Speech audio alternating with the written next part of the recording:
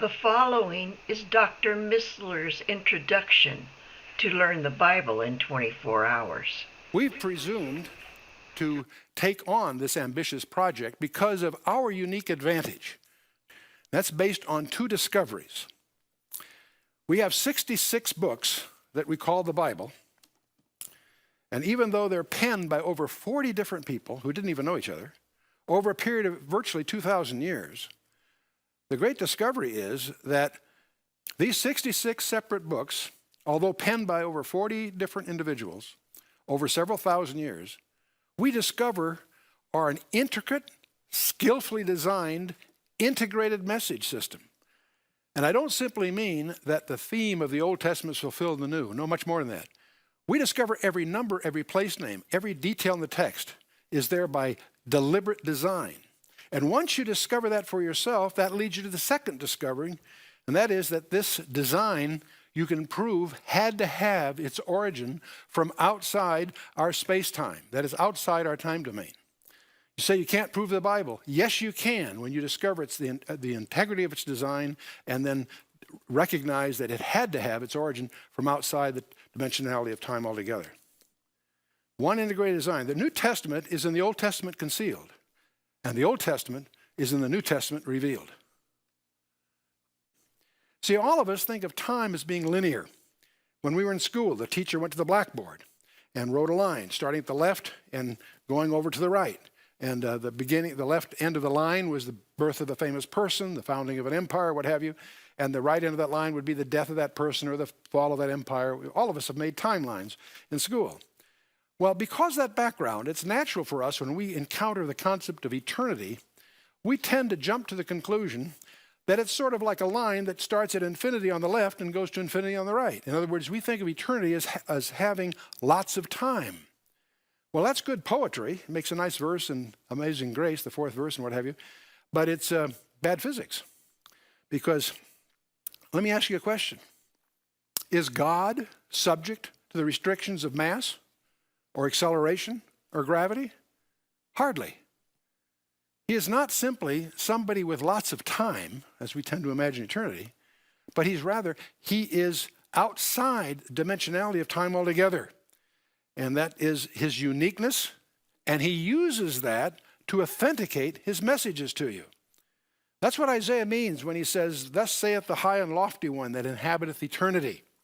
Since God has the technology to create us, he certainly has the technology to get a message to us. The challenge is, how does he authenticate his message? How does he let us know that the message is really from him and not some kind of contrivance or a fraud of some kind? Well, one of the ways he authenticates it, there's several ways. One of the ways, he declares the end from the beginning, and from ancient times the things that are not yet done. In other words, he writes history before it happens.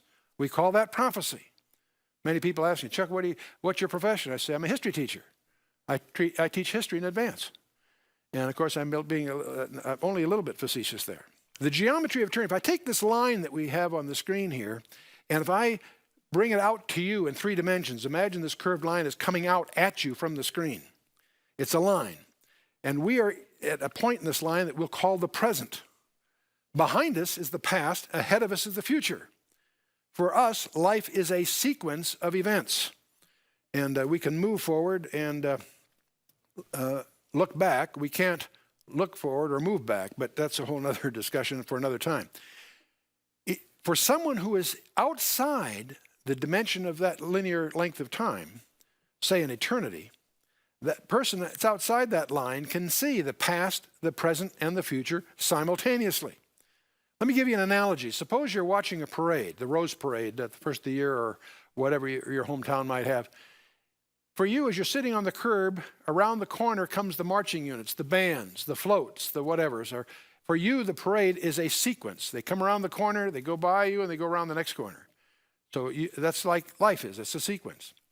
But for someone who's not in the plane of that parade's existence, say in a helicopter above the parade, they can see the staging area where all the floats are getting prepared, ready to start. They can see the whole parade route, and they can also see the other end where they disband. They can see the beginning and the end simultaneously. A clumsy analogy, but it gets the idea across, I think. My favorite quote from Dr. Einstein says, people like us who believe in physics know that the distinction between the past, the present, and the future is only a stubbornly persistent illusion. Yet this isn't fictional entertainment. It will be the determinant of our own personal destinies. This is our ultimate adventure. It's the ultimate love story, written in blood on a wooden cross that was erected in Judea some 2,000 years ago. We're going to undertake the ultimate adventure involving each of us in this interval between the miracle of our origin and the mystery of our destiny. If this series is successful, it should ignite a passion, perhaps even an obsession, that will inflame a lifetime of adventure, excitement, insight, and satisfaction not available through any other pursuit.